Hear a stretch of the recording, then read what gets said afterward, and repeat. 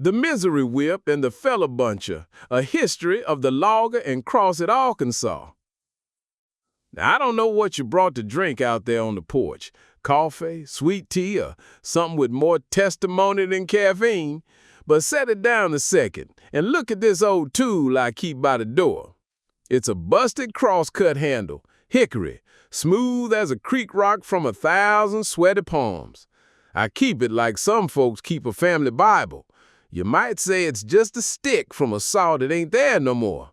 I say it's a key. You turn it in the lock and whoosh, doors swing open on the whole kingdom of pine. Back before the ring of the axe and the shriek of the mill, this corner of Arkansas rolled out like a green ocean. Shortleaf and loblolly marching ridge to ridge, understory spiced with oak and hickory, gum and such. Folks who measured such things swore one tree could hold enough board feet to build a 3-room house. I reckon a tree like that didn't throw shade, it threw neighborhood.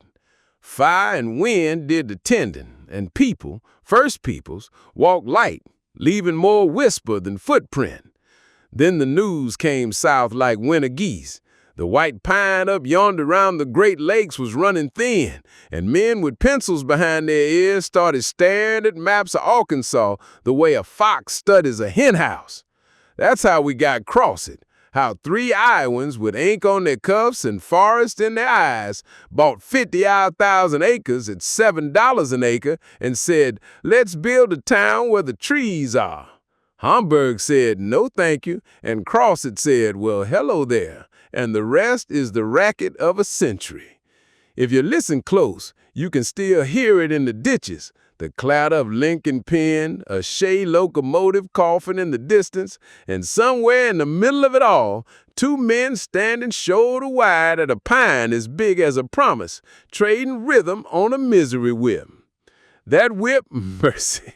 2 handles, 1 blade, and 1,000 blisters. The work was a duet, Fowler and Booker, undercut just so, then the long pull, the saw singing high and thin.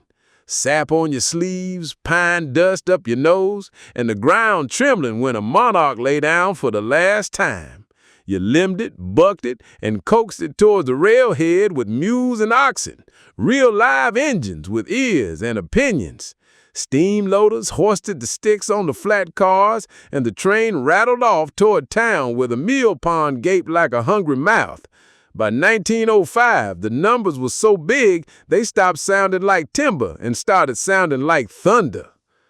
And out past the spurs, the camps breathed in and out. Bunk houses that smelled like wet socks and Prince Albert, a pot-belly stove trying to steam the cold out of everything, and men who measured their lives in 10-hour days and how good the cook was. Beans, salt pork, and bread, again and again. A good cook could keep peace in a place where nothing else was peaceful.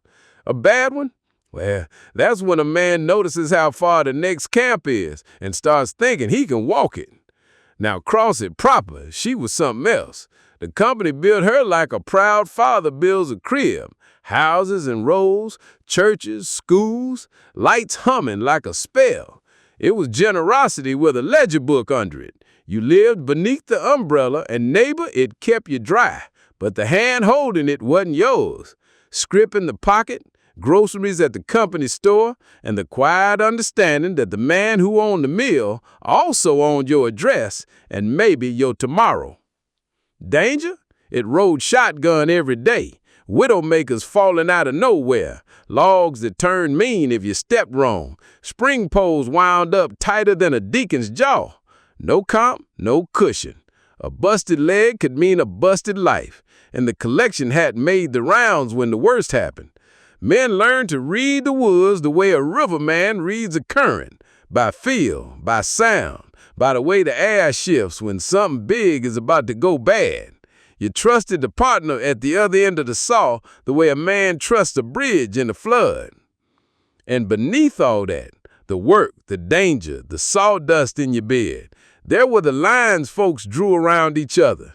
Jim Crow didn't take a holiday in the piney woods. Black men worked the hottest, heaviest, lowest paid jobs and lived in the least a town could offer. Companies understood arithmetic. Pay one man less, you press all wages down. And when the union hollered, management did what it had always done, reached for division like a wrench. The 1940 strike is still a sore place in the county's memory.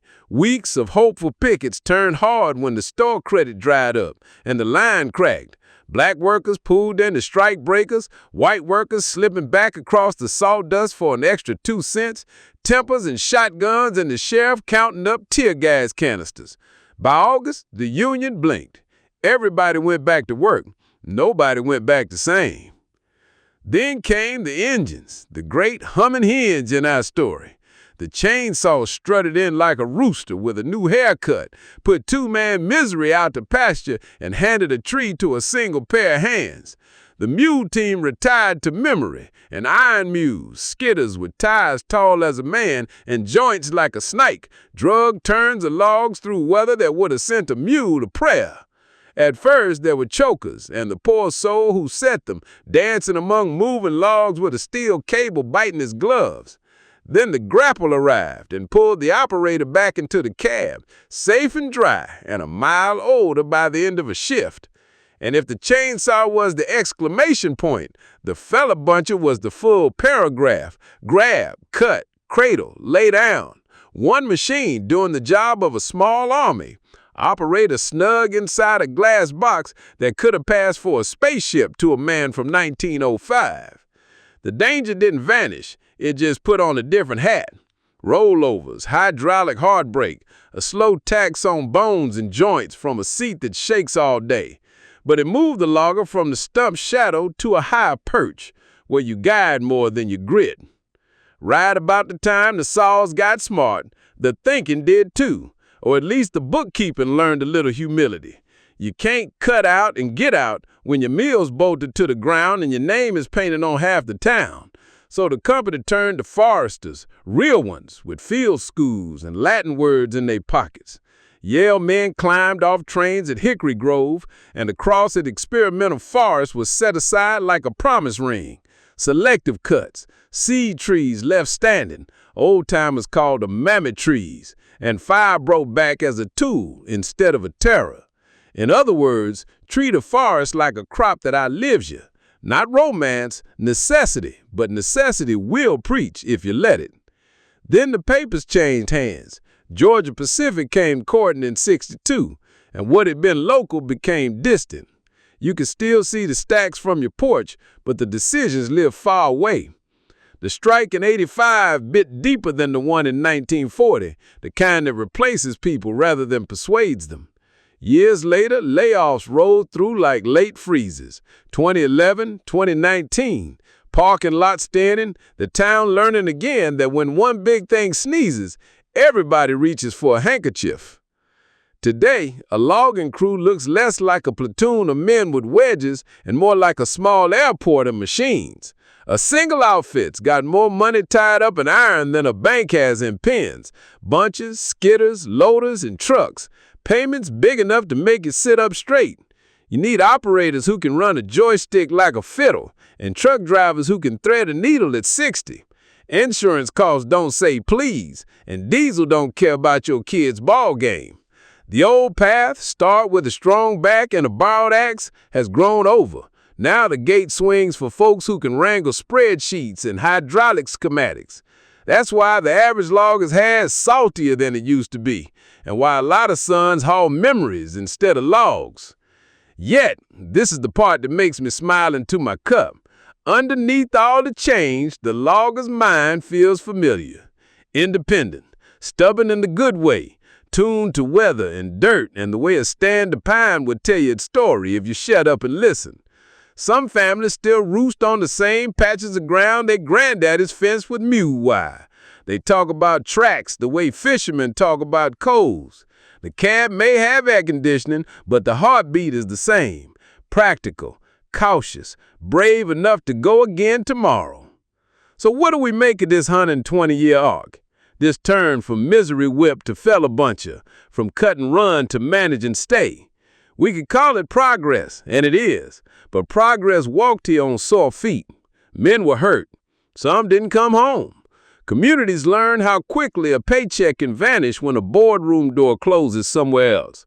The fires wore our ambitions like a coat, first ragged, then stitched better, now patched and tended, still carrying a few torn places we don't talk about at supper.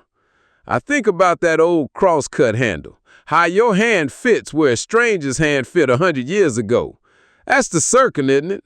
Tools change, owners change, and even the trees themselves grow in tighter rows now. But the grip, the human grip, stays. We still live by a line of tall things swaying in the wind. We still measure days by weather and luck. And we still tell stories about it all, because stories are how we sand the splinters off truth. Anyway, that's my say for tonight. If you see a fella bunch easing through a stand, give it a nod for the old misery whip.